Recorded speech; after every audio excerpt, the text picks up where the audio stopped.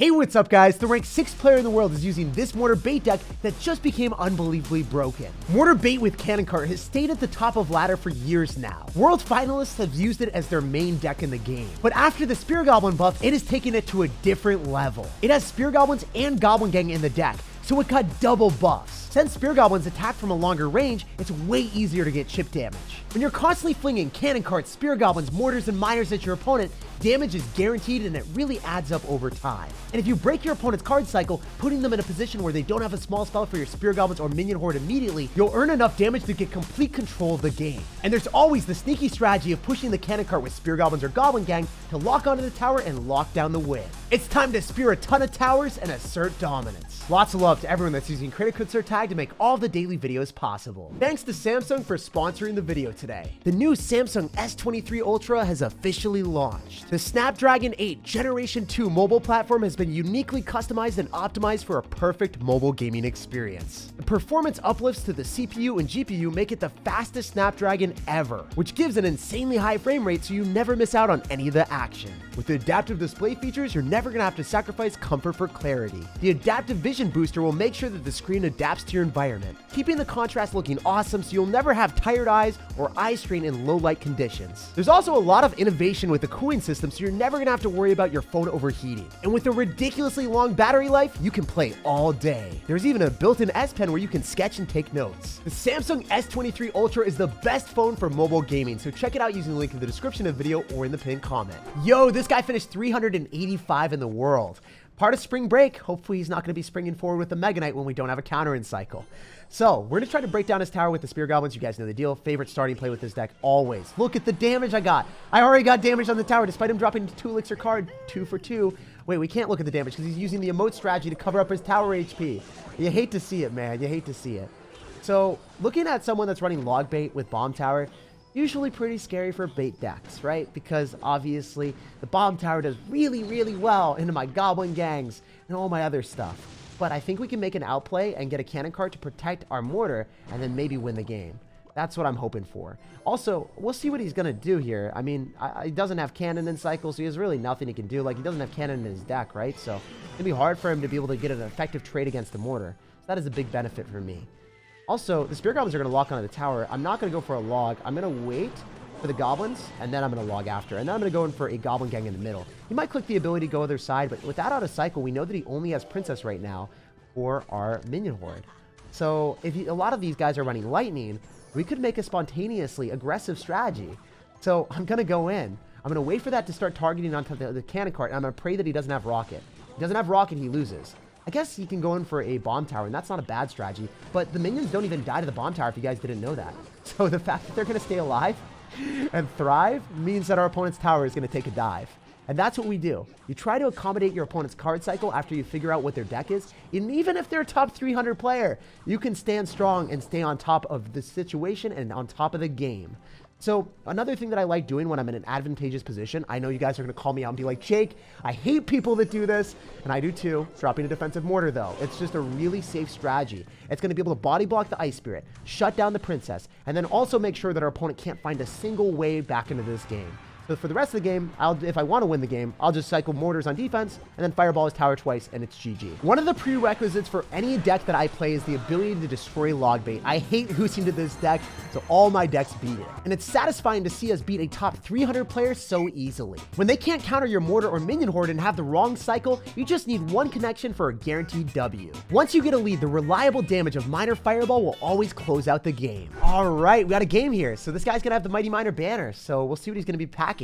Lots of top ladder players are running Mighty Miner since it is the best champion in the game right now. The guy's going to go in for a Dark Prince. We can pull that with Miner.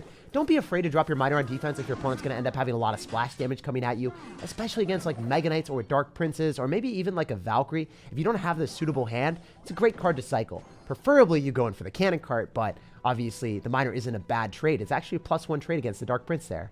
So the guy's going to have a Goblin Cage and he's going to have an Inferno Dragon. Wait, can we go and push the cannon cart a little bit with the Goblin Gang? I want to lock onto the tower, or at least make our opponent freak out. That's pretty okay. So we can go in for the mortar here. It's going to be able to pull the Electro Giant super far. A lot of people aren't necessarily familiar with that, but that does work very well.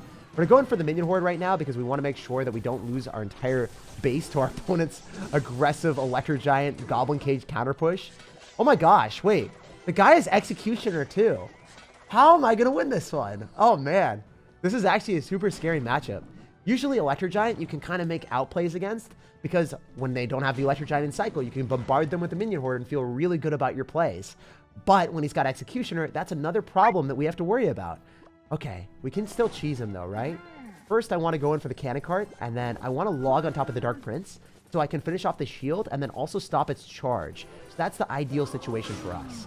Making sure that it doesn't charge on top of my cannon cart is the move. If we go for a minion horde, that would probably go right into electro giant, so I'm not going to do that. I'm going to go for spear goblins here, and then we'll see if those lock onto the tower. At least forcing out the log is nice. We can go for a goblin gang in the right-hand side, because the goblin cage brawler is going to give him absolutely nothing. I need to end up having some sort of counter to the electro giant. I can't go in for a minion horde plus miner, because then I would just get electro giant at the river, and I would probably lose. So, since he dropped his tornado, I can drop a cannon cart here, and then I know for confidence, like, he can't activate a king tower, because the tornado is out of cycle, so I'm in a good spot doing that. We're going to log, and we're just going to casually chip him away right now, and slowly but surely get a lead. And that's what I like to do if I don't feel comfortable going all in. If you don't find an opening, don't try to force an opening, because that's how you lose the game. Alright, so we're going to go for a goblin gang here, so then obviously the Inferno Dragon doesn't lock onto my tower then. That would have been pretty bad. I can go in for a cannon cart here, and then I can also miner. I think minering is just genuinely a little bit better, because if you think about it, he's not going to be able to go in for a lot of offense and then also defend everything at the same time. And with the cannon cart, as you guys can see, even though he's going to go in for a tornado, he's not able to finish everything off.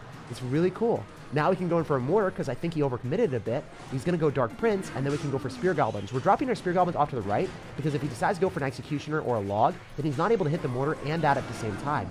Then we can go for another cannon cart, protect the mortar again, and maybe make something happen. I believe we can do it.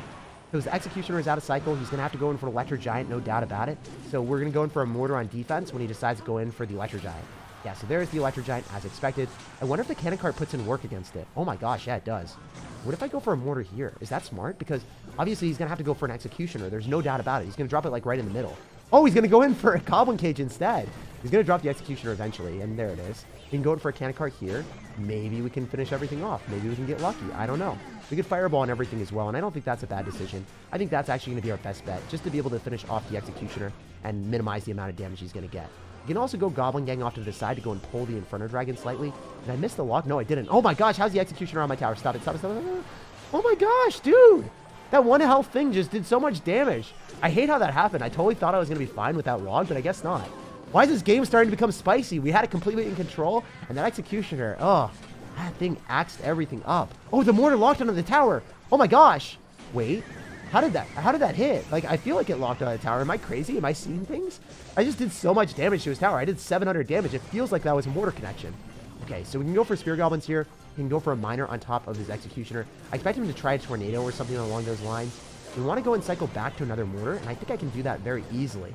Because our quick card cycle, we know that we're comfortable every time that our opponent decides to go for a Lightning. The issue is, will he get more damage with the Lightning cycle than I will with my Fireball cycle? We're going for a Miner here because we need to start getting a little bit more value. His Dark Prince was dropped in a bad spot because now the Dark Prince is not going to be able to end up hitting the Spear Goblins and the Cannon Cart and all that other stuff. And I think we can go in for a Minion Horde. Even though it's a little bit aggressive, I just want to guarantee that we can kill the Goblin Cage and then also finish off the Inferno Dragon. Okay, so I can Fireball on the Executioner, but I don't think that's the best bet. Probably just better for me to play safe rather than sorry because we are in a pretty big advantage. We know the Executioner won't even end up getting near my tower again. All I need to do is defend with a Mortar and Fireball and walk away with a win. So despite our opponent running an Electro Giant with Executioner and Dark Prince, his absurd amount of splash damage was never enough. If you play this Mortar deck correctly, even with a few slip-ups like we had with the Executioner locking onto our tower, you can load up the Ws if you have good mechanics. And playing patiently against beatdown decks always pays off, because the Miner and Fireball will always outdamage their Lightning cycle. Alright, we're playing against someone that finished 426 in the world, part of the Dark Brothers clan. So, if this guy is ready to shroud us in darkness, he's probably running Skeleton King and Graveyard, the dirtiest deck in the game. I'm going to go in for a Mortar here really aggressively just because I like doing that at the start when we've got Minion Horde. A lot of times your opponent will drop something to try to body block the Mortar directly in front as well. So I was hoping we would hit the Fly Machine and also ground offensive unit that he would be dropping as well, but I guess not. This man is just getting destroyed by the Mortar right now. Okay, so I could go in for Spear Goblins and Cannon Cart on the right-hand side. I think that's going to be our best bet because the Cannon Cart does get pushed by the Goblin Gang. So it's really a good strategy if you guys haven't done that before. Notice how the Goblin Gang just slightly pushed the Cannon Cart before our opponent was ready. And then we forced out his arrows. And now, because he used his arrows on the Spear Goblins and the Goblin Gang, he has nothing, absolutely nothing for the Minion Horde. Like, you can go in for a Lava Hound and you can drop units behind it, but if the Minion Horde shreds it super quick, it doesn't really matter if you're going to have a Phoenix later on. Okay, so we know that last time he used a Fly Machine. We'll see if we can have, like, a Spear Goblins to finish it off this time. It's going to probably be a bit better for us because the Spear Goblins will put in enough work, and then I can get a Miner in front to force out even more Elixir. Okay, so that's a little bit unfortunate that he ended up getting Skeleton Dragons down, but the Miner is also going to do, like, 500 damage to the tower. It's okay. That's not that bad. We're going to go Goblin Gang, keep his Elixir low, especially when the Miner is tanking for the Goblins. We can get a little bit closer to his tower now. Oh, no, this is actually not what we wanted. I didn't expect him to have Skeleton King. I might be in a predicament. I could be having some problems here. We're going to go in for a Cannon Cart, and then we're going to log last second if he decides to go drop the King ability, which he doesn't do. Interesting. Did he not have enough Elixir? Like, no, he definitely did. I wonder what he was thinking right there. Maybe he wasn't thinking. Maybe he was scared. Okay, so we can go for another Cannon Cart and Mortar play, because the Cannon Cart, even though it dies, it's going to be able to body block for a little bit of time. We can go for a log on top of the Tombstone as well if we hit this timing correctly. So then our tower is able to hopefully finish off the rest of the Fly Machine with the Spear Goblins. I don't know if the Fly Machine even stays alive with the Spear Goblins. No, it doesn't. Wow, Spear Goblins, you are so much better than I gave you credit for.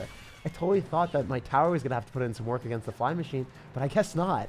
Wow, it just shows how little I play Spear Goblins and how much I should be playing it right now. We're able to Fireball. I don't want to do that. I'd rather go in for a Cannon Cart to body block my precious Spear Goblins. And I'm going to go for an aggressive Mortar here. So the way that this deck works, I'm sure you guys have noticed something. We play super aggressive to keep our opponent's Elixir low. And we're going to pull back the Skeleton King, so hopefully the Mortar can shoot on the tower. I'm not going to be dropping a Minion Horde because we know that our opponent's got arrows. So ideally what I do here is I just consistently spam Mortars, Miners, and Spear Goblins, and then our opponent can't ever go arrows on it because obviously if he does, then he doesn't have anything for the Minion Horde. So we're just relentlessly spamming pressure right now. I'm going to go in for maybe a log depending on what happens. That was a great arrows from him, I think, because I still can't go for a Minion Horde since he's got Skeleton King and Fly Machine and all these other things going down on the map. Wait, can I just win the game with a Fireball? No way! We were on cruise control against a top ladder player. Even though he had arrows for our Minion Horde, we still persevered. The moral of the story is push your Cannon Cart to create ample problems for your opponent. And when they're finally forced to use their small spells like arrows, your Minion Horde will reign supreme as an unkillable monster. Our Cannon Cart push pushed us up a few ranks to 5,400 in the world. Yo, now we're playing against someone with 779 finish in the world. So we're probably playing against better players as we rank up the leaderboard. You guys know the deal. We're dropping a good luck and seeing what this guy's up to. I could go for a log on the tower just for a faster cycle. I think I'm going to do that. There's unlikelihood that this guy's going to be running log bait, but I don't think that's going to happen. If it is, I'll take it in the -1 trade and Fireball on top of the Goblin Barrel if I absolutely need to. So I'm going to go for a Cannon Cart in the back just because I don't want to get to later stages and find out that this guy's got a graveyard deck that would never vibe with me. Okay, Skeleton King, RG, or Graveyard, most likely. There's still a lot of other different decks in the meta, but most of the time it's going to be Graveyard or Royal Giant. So I'm going to go in for a Mortar here because we know that we win against the Skeleton King 100%, and I can go for a Goblin Gang, and then I'm going to Fireball on top of the Ice Wizard. If we can finish off his units, the Mortar locks onto the tower, and that will give me, like, I don't know, 600 damage bare minimum. Yo, he's just going to eat it. He's eating it like a snack. That's more than 600. That even gave me another shot. Let's go, baby. We take those. That is huge. So we can go for Spear Goblins because it's an annoying card to deal with. If you're going to not respond to it immediately, it's going to do a lot of damage. If you do respond to it immediately, then you're still going to have a problem. I love running Cannon Cart here because if you think about it, it's just got super high health and it's able to just target the skeletons. Oh, I should have logged that. What am I doing? Well, that is the worst decision I've made all day. By far. If I logged, I probably would have taken maybe 1,000 to 2,000 damage less. Well, we're just going to say well played and realize that I messed up. So, yeah, if I had Goblin Gang or Spear Goblins in cycle, I would have been able to defend that very easily. But I didn't think that the Cannon Cart was going to be that less dependable. I needed to drop the log there. You live and you learn. Fortunately for us, I think we can go in for a Miner and Minion Horde because the Skeleton King is not going to be able to do so well into this. Oh my gosh, dude, it's not going into the poison. It's not going into the poison. Are you joking right now? No way. Maybe this Goblin Gang takes tower. Oh, I was so optimistic for a second. I was like, my units are not going to the poison and my man got you baited. just like I did. I thought I was screwed when I saw the poison, but I guess not. Wait, can we go for a cannon cart and get it pushed by the spear goblins? And then we can go in for like a log on top of the cannon cart counter. And then we can maybe go in for something else after. Because he doesn't end up having the right cards in cycle right now. Spear goblins are going to force out a bunch of elixir. He's probably not prepared for this. This is so annoying for him. Like, look at this game. Even though we made such a big misplay, we are really spiraling it in the right direction now.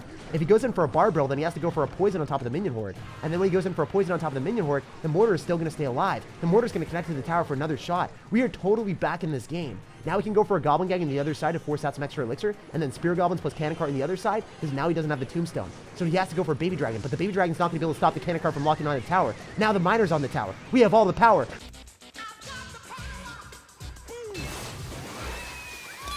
We are totally back in this game, baby. So we know what he's going to do, right? He's going to go in for an aggressive graveyard with his baby dragon. We're going to stop the graveyard from happening by going in for probably just like a goblin gang here, and then maybe even a fireball depending on what happens. That was actually really bad.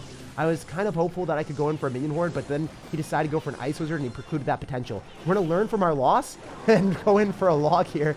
I mean, we didn't lose, but we lost a lot of damage when we messed that up. So always trying to play better. I'm going to miner in the safe spot because I don't want him to be able to counter this with tornado. I want him to drop a unit that hopefully the mortar will be able to connect to.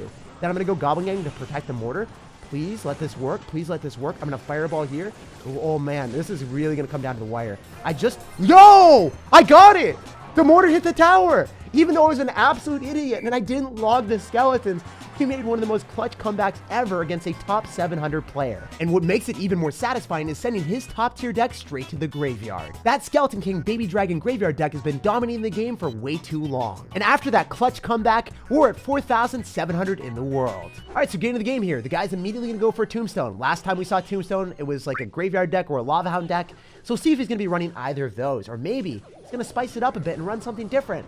No, it's probably gonna be graveyard. Okay, remember guys? We learned our lesson from graveyard. We never decide to go in for a just cannon cart alone without a log. He needs a friend here or we are going to get destroyed.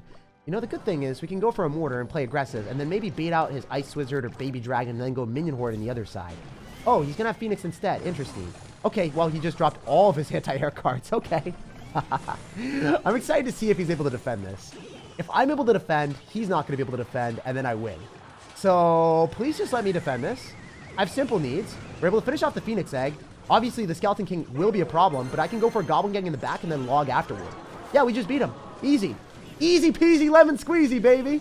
I'm going to log just to guarantee. I don't know why I did that. I was just like, I don't want to lose another tower here to skeletons. I had such a bad memory of that it's never going to happen again.